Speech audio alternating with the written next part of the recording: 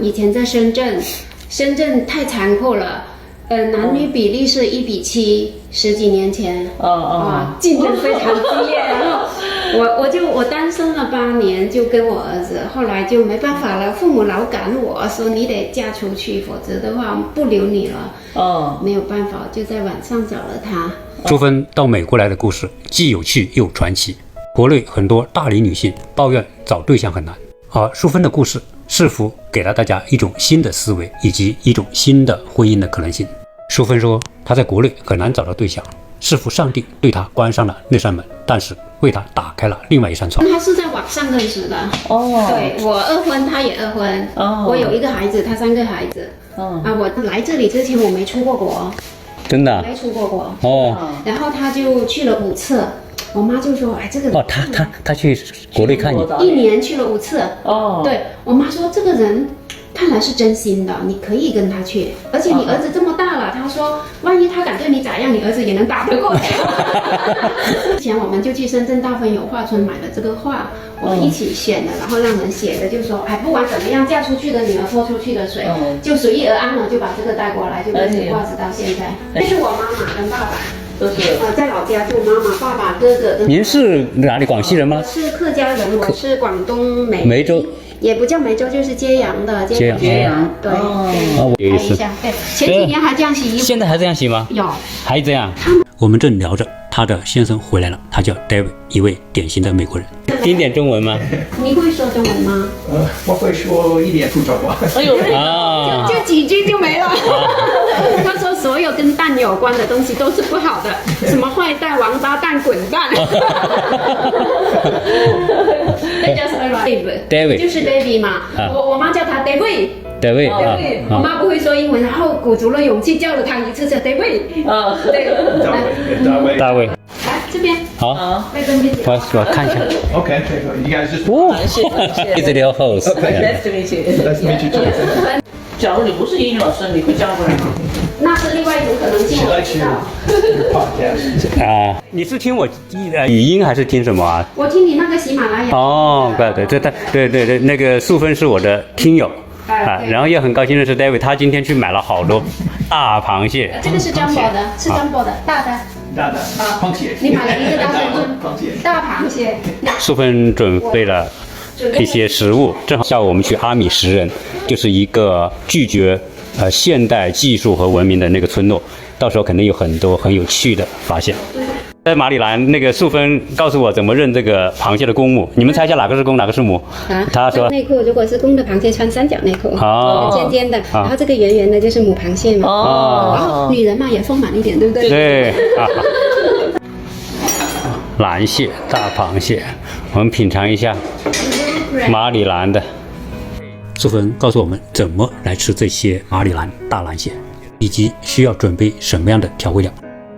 然后会把这一个欧贝就放到盘子里来。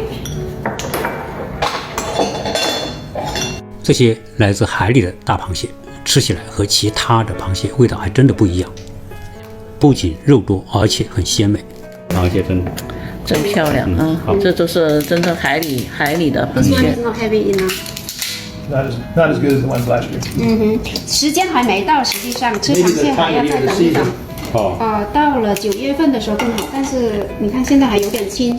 接着我们一边吃螃蟹，一边听素芬讲她和她先生的爱情故事，以及丘比特的爱情之箭是怎么偶然射中他的。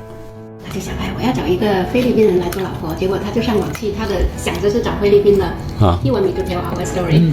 然后呢，没想到你现在知道这个网络就会有弹出来的那个窗口，是不是？结果是我的资料给弹出来了，所以我们之间的缘分就是在 click 一个点击之间，1秒钟都不到就把我们给联系上了，就这样。他在他的窗口弹出你来了。对，把我的资料给弹出来了。他一看，你知道我们上网的时候，他要求我们化妆嘛，就搞得好年轻。他说不行，这人太年轻了，这么小，都跟我女儿差不多。其实我们就差11岁而已。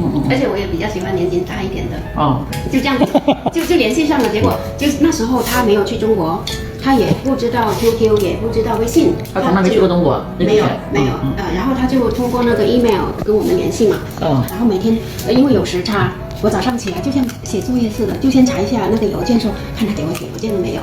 他也是这样子，就每天来来回回谈了1年多这样子。在网上叫他，对，他给你直接发，还是要通过那个中介来那个完成这个过程？刚开始要通过中介的，这个是在跟中介的时候是有那个签合同的。哦，你要付费的吧？那种要付费的。中介刚开始他是不给我们自己私下联系，我也没有他的 email。后来呢，他发现我。他还要给我翻译，我说得了，我自己来，我英语我能说，就大概4、5封信以后，他就让我们自己联系了。对，太有缘了，所以人生当中有这么美好的安排。大概是在过年的时候，when did we meet? 2013 In person? No, online. Online, maybe like. 2013 February 是了，2月份认识的，在网上，然后他过了2个星期左右就订了个机票，他说我4月份来看你。就定了，是个 doer， 不是个 talker， 是个行动派的一个人。说了就来了。然后我也没抱很大希望，可是到3月份的时候，我生病了。就查出来我有脑子里有垂体瘤，然后眼睛不，我说这个是我的检查报告，核磁共振跟 CT 的结果。我说医生也说不知道我以后这个眼睛会不会受到影响。我说你不要来了，你把机票取消了。我说我不要成为你的负担。然后呢，他就说。在网上谷歌去查，他说这个又不是绝症，这个是可以治疗的，你有什么呢？后来，他就来了嘛，就来了几次之后，来来回回，我就把我给弄过来了。我们开玩笑说，一切都是中国制造的，他的妻子也是 made in China 的。